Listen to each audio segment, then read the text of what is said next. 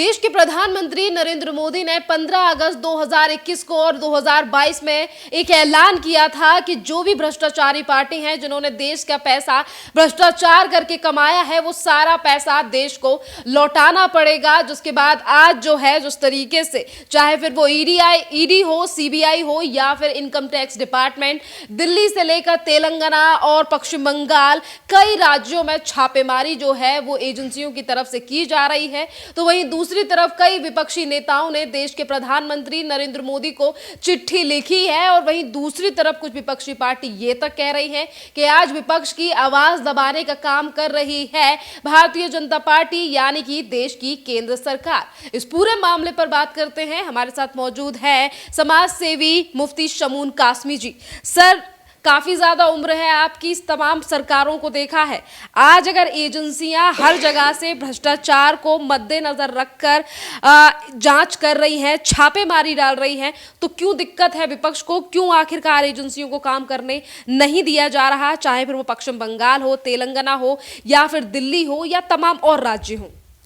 अच्छा देखिए, हम एक बात करते हैं, ये जितने राज्य आपने गिनाए हैं और जितनी पॉलिटिकल पार्टी आपने गिनाई हैं, आप इनका 10 साल पुराना यानी राजनीति में सत्ता में आने से पहले का इनका एक हम जायज़ा लेते हैं, यानी उसका इन्वेस्टिगेशन करते हैं कि इनके पास उस वक्त कितनी दौलत थी और आज कितनी है। ये कहाँ से आई? जाहिर है नंबर 2 से आई है। भाई, एक गवर्नमेंट सर्वेंट अपना हर चीज़ का हिसाब लगाता है, वो रिटर्न दाखिल करता है और इनका जो रिटर्न होता है, अगर आज के 5 साला परियोजना के अंदर इन्होंने इनसे हिसाब लिया गया तो इन्होंने बताया हमारी 10 करोड़ है और उसके बाद वो बढ़ते बढ़ते इनकी इतनी ग्रोथ होती है कि वो करोड़ों अरबों हज़ारों करोड़ में चली जाती है। आखिर ये पैसे का मिसयूज़ कर रहे हैं, पैसे का मिसयूज़ कर रहे हैं ना। क्या आज इन्हें हम कह सकते हैं कि इनमें लाल बहादुर शास्त्री हैं, सरोजनी नायडू की कहीं झलक आती है? क्या इनके अंदर कहीं झलक आती है हमारे गुलजारी लाल नंदा की?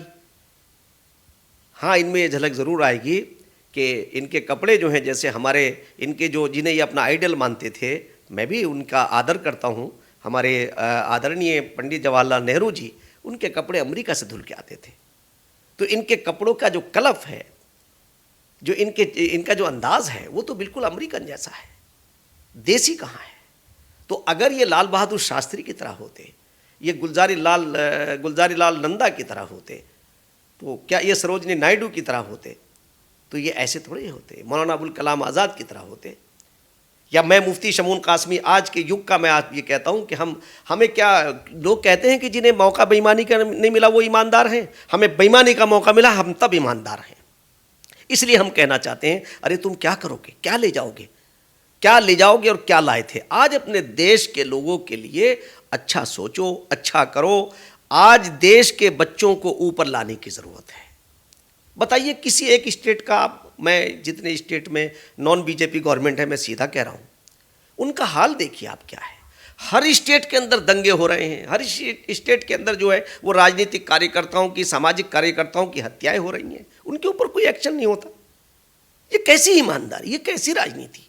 आज मैं फिर एक बात ये कहूँगा कि कमी हो सकती है, मगर मैं भी क्योंकि ज़मीन से जुड़ा हुआ आदमी हूँ, पूरे देश के अंदर भ्रमण करता रहता हूँ, मैं एजुकेशन से भी जुड़ा हुआ हूँ, मैं अलीगढ़ मुस्लिम यूनिवर्सिटी एजुकेशन बोर्ड का मेंबर हूँ, मैं अनेकों एजुकेशन की जो संस्थाएं हैं उनसे जुड़ा हुआ हूँ, मैं विद्वानों के साथ बैठ कर के ये बात करता हूँ। अभी हमारा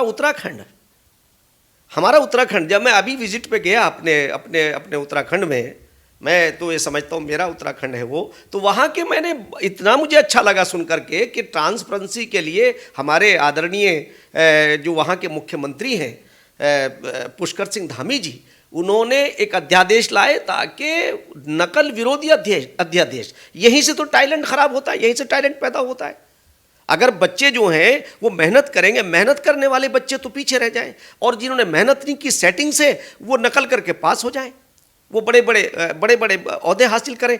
तो ये नरेंद्र मोदी जी जो गरीब घर से निकल करके आए, जिन्होंने गरीबी के अभाव को भी देखा है, जिन्होंने एजुकेशन को महंगा होते हुए भी देखा है, उनकी टीम के पुष्कर सिंह धामी ने जब एक अध्यादेश ला करके नकल विरोधी सख्त कानून लेकर के आए तो हमारे दिल से तो बिल्कुल आभार हमने प्रकट किया कि भाई आभार आपका और नरेंद्र मोदी जी का कि उनकी टीम के लोग अच्छा काम कर रहे हैं। और मैं समझता हूँ मैं वही कहना चाह रहा हूँ, मैं ये समझता हूँ कि नरेंद्र मोदी जी की जो और टीम है जो अलग अलग उसमें है, पहले तो नकल विरोधी कानून लाए सब, और उसके बाद जो ट्रांसपेरेंसी की जितनी चीज़ हो सकती है उतनी उन्हें करनी चाहिए। और ऐसा मैं इसलिए कह रहा हूं एज एक समाज सेवी होने के कि मैं नरेंद्र मोदी जी के अंदर ये चीज़ महसूस करता हूं कि उनके अंदर भारतीयता कूट कूट के भरी हुई है, उन्हें अच्छा काम करना चाहिए। और जितने ये लोग हैं जो लोग ये ऐतराज़ कर रहे हैं, भाई देखिए जब किसी चीज़ के ऊपर अगर कोई जद में आएंगे तो उनकी तकलीफ़ तो उन्हें होगी।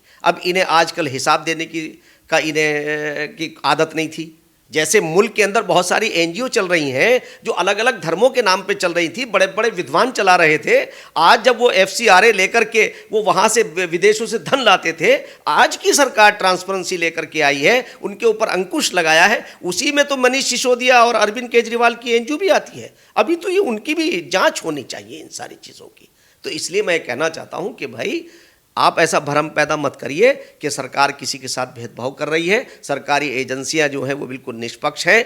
देश का जो सुप्रीम कोर्ट है वो निष्पक्ष है और हमारी न्यायपालिका जो है पूरी दुनिया के अंदर बड़ी इज्जत से देखी जाती है। सवाल यही उठ रहा है कि मोदी सरकार जो है वो एजेंसियों का इस्तेमाल कर रही है विपक्ष को डराने धमकाने और उनकी सरकार गिराने के लिए। नहीं, अगर देखिए अगर ऐसा है तो कोर्ट में जाना चाहिए और हम भी ये बात कहेंगे कि भाई मिसयूज़ तो नहीं होना चाहिए किसी चीज़ का। हम तो अभी तक तो हमने देखा नहीं कि कहीं मिसयूज़ हो रहा है। अब अगर ऐसे लोग, जैसे आपने शराब की बात की, मनीष सिसोदिया का शराब घोटाला, अब बताइए आपने एजुकेशन की बात की थी, एजुकेशन मिनिस्टर और आबकारी मंत्री यानी शराब का मंत्री दोनों एक हो, मैंने पूरी दुनिया में कहीं नहीं देखा, अभी तक नहीं मैंने पढ़ा, कहीं मेरी नॉलेज में नहीं है कि जहां दोनों मंत्रालय जो है वो एक ही आदमी के पास हो, यानी एजुकेशन भी उसके पास हो और आबकारी विभाग भी उसके पास हो।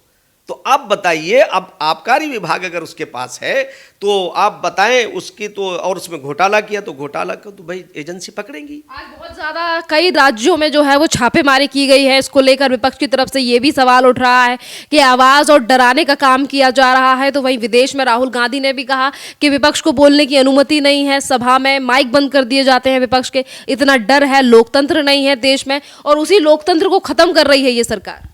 देखिए आदरणीय राहुल जी ने जो बात कही है, मैं ये समझता हूँ कि एक तो उनकी बात अनुचित इसलिए है कि वो मेंबर ऑफ पार्लियामेंट हैं, उनके पास एक पूरा एक प्लेटफॉर्म है, उन्हें अपनी बात पार्लियामेंट के अंदर रखनी चाहिए। अगर पार्लियामेंट में उनकी आवाज़ बंद कर दी जा रही है, उनका माइक बंद हो रहा है, जबकि ऐसा है नहीं, तो उनके पास बहुत सारे फोरम है बात करने के, वो उन फोरम पे जाके बात कर सकते हैं। यहाँ की यूनिवर्सिटीज़ में जाकर के स्टूडेंट को वो एड्रेस कर सकते हैं, यहाँ जाकर के सेमिनार और सिम्पोजियम कर सकते हैं, उसके ज़रिए से अपनी आवाज़ पहुँचा सकते हैं। मगर उन्हें क्योंकि विदेशों में जाकर के उन्हीं लोगों की जिनके हम अधीन रहे हैं, जिन्होंने हमारे ऊपर हुकूमत की है, हम वहाँ जाकर के उनसे अगर हेल्प की बात करेंगे तो ये भारतीयता और भारत के लोगों को गवारा नहीं होगा। मैं राहुल गांधी जी को ये कहना चाहूँगा, आप अच्छी सोच आपकी है। मैंने उस वक्त एक प्रशंसा की थी जब उन्होंने वो अध्यादेश पढ़ा था जिसमें ये सारे करप्ट लोगों को बचाना चाह रहे थे। लालू यादव की भी सदस्यता उसमें ख़त्म हुई, उसमें बहुत सारे लोग जेल में भी गए। छापेमारी को लेकर भी सवाल उठ रहे हैं कि बिहार में छापेमारी की गई है, पश्चिम बंगाल में छापेमारी की गई है, सीबीआई ने आज तक कितने लोगों को गिरफ्तार किया गया है, अडानी से लेकर तमाम ऐसे मुद्दे हैं, उनकी संपत्ति क्यों जब्त नहीं कर रही है ईडी और सीबीआई, क्यों आखिरकार विपक्ष के पीछे पड़ी हुई है, सवाल ये भी उठ रहे हैं। देखिए जहाँ जहाँ छापे पड़ने की बात आप कह रही हैं, मैं ये समझता हूँ कि उन लोगों को चाहिए कि अपनी ज़रूरत के लायक रखें और उसका रिटर्न भरें और अपना बता दें, अपने आय के स्रोत बता करके पैसे को उस खजाने में जमा करा दे। अब अगर वो अगर ऐसा करेंगे तो मैं समझता हूँ ये राष्ट्र की सेवा होगी। वो पैसा हमारे हॉस्पिटल पे लगेगा, हमारे स्वास्थ्य पे लगेगा, हमारे बच्चों की एजुकेशन पे लगेगा। सरकार पे इल्जाम लग रहे हैं कि सरकार एजेंसी यूज कर रही है। देखिए मैं समझता हूँ कि सरकारें, देखिए ये तो होता है कि कहीं 19-20 तो ज़रूर होता है, मगर ऐसा नहीं है। और इस सरकार में कि जो चलाने वाले लोग हैं वो साधारण घरों से निकल कर के आए हैं, उनके राजघरानों से कोई उनका ताल्लुक़ नहीं है, चाहे हमारे प्रेसिडेंट हों, चाहे हमारे प्रधानमंत्री हों, और चाहे हमारे जो वैचारिक, जहाँ से हमें वैचार मिलता है, जो हमारे आइडियल हैं आदरणीय मोहन भागवत जी, जो हम सबको कहते हैं हम सबका DNA एक है, हमारे दूध और खून के रिश्ते हैं। हम भारत के लोगों से एक बात कहना चाहते हैं कि राजनीति के अंदर कोई भी पार्टी हो, आप ऐसे लोगों को आगे बढ़ाओ जो करप्ट ना हो, और जो करप्शन करे उसे वापस लाओ। हमने उस आंदोलन के अंदर एक मांग की थी, मैं उसे दोहराता हूं, राइट टू रिकॉल और राइट टू रिजेक्ट गवर्नमेंट को लागू करना चाहिए।